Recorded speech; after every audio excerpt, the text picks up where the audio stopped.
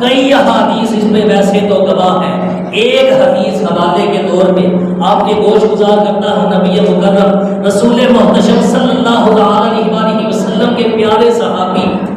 اسلام کے پہلے بادشاہ، میرے لفظوں پہ غور کیجئے گا، اسلام کے پہلے بادشاہ صحابی رسول حضرت سیدنا امیر معاویہ رضی اللہ تعالی عنہ،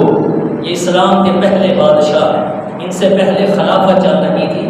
اسلام کے پہلے بادشاہ صحابی رسول کاتب وحی حضرت سیدنا امیر معاویہ رضی اللہ تعالی عنہ، آپ اس حدیث کے راوی ہیں۔ آپ بیان فرماتے ہیں کہ ایک مرتبہ ہم صحابہ کرام بیٹھے ہوئے تھے اور سرکار دو عالم صلی اللہ تعالی علیہ وسلم کا تذکرہ خیر ہو رہا، گویا یوں کہہ لیجیے حضور کی نعتیں پڑھ رہے تھے۔ ہم لوگ یہ سمجھتے ہیں شاید شعروں کی صورت میں جو وہ راگ لگا کے ترنم سے پڑھا جائے اسے نعت کہتے ہیں، ایسا نہیں۔ حضور کی تعریف میں جو بات بھی کی جائے وہ نعت کہلاتی ہے لغوی طور پہ۔ تو صحابہ کرام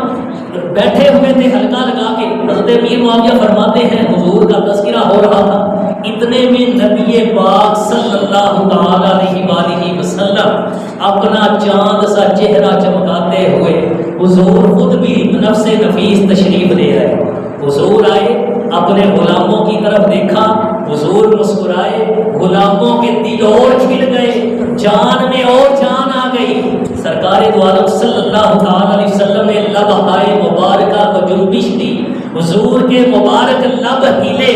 کچھ رحمت کے پھول جھڑے، الفاظ کچھ یوں ترتیب پائے، ماجلسکم، میرے غلاموں یہاں کیوں بیٹھے ہو؟ بیٹھ کر کیا کر رہے ہو؟ کیا بیٹھنے کا مقصد ہے؟ حضور نے جب غلاموں سے پوچھا، حالانکہ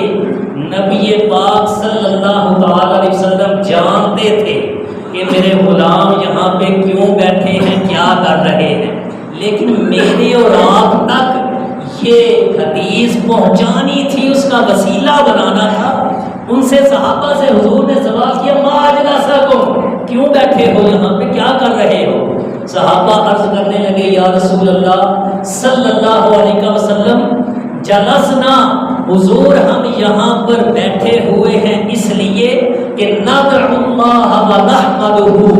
حضور ہم یہاں پہ بیٹھے ہیں رب کی تعریف کرنے کے لیے، اس کا شکر ادا کرنے کے لیے، اس بات پر رب کی تعریف، اس بات پر اس کا شکر، علی ما ہدانا لدینہ ومن علینا بکا، یا رسول اللہ صلی اللہ علیہ وسلم، ہم آپ کے غلام یہاں پہ بیٹھ کر آپ کا تذکرہ خیر کر رہے ہیں، حضور آپ کی تعریف کر رہے ہیں، آپ کی صفات کا ذکر کر رہے ہیں، آپ کی نعتیں پڑھ رہے ہیں، حضور اللہ کا شکر اس بات پر ادا کر رہے ہیں کہ اس نے آپ کو ہمارے درمیان بھیجا، آپ کو بھیج کر ہم پر احسان فرمایا،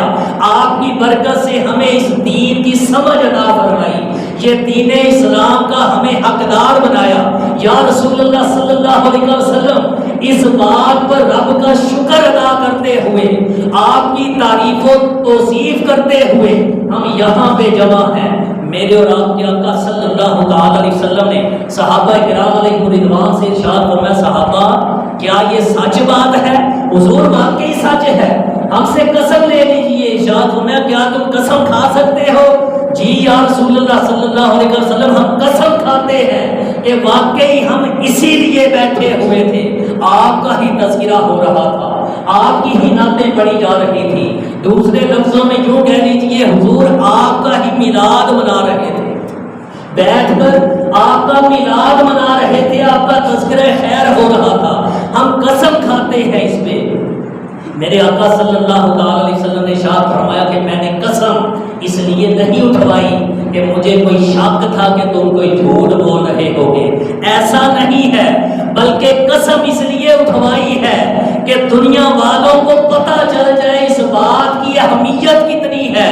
کیونکہ میرے پاس ابھی ابھی جبریل امین علیہ السلام تشریف لائے اور آ کر انہوں نے رب کا یہ پیغام دیا، یا رسول اللہ صلی اللہ علیہ وسلم آپ کا رب آپ کو یاد فرماتا ہے، رب آپ کو سلام بھی ارشاد فرماتا ہے، اور آپ کا رب آپ کے غلاموں کا یہ جو حلقہ مسجد نبوی میں لگا ہوا ہے،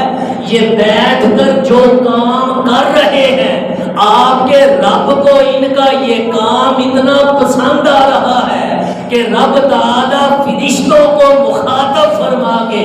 فرشتوں کو اکٹھا فرما کے ان لوگوں کو، آپ کے غلاموں کو دکھا رہا ہے اور اس پر فخر فرما رہا ہے کہ میرے فرشتوں دیکھو ذرا میرے بندے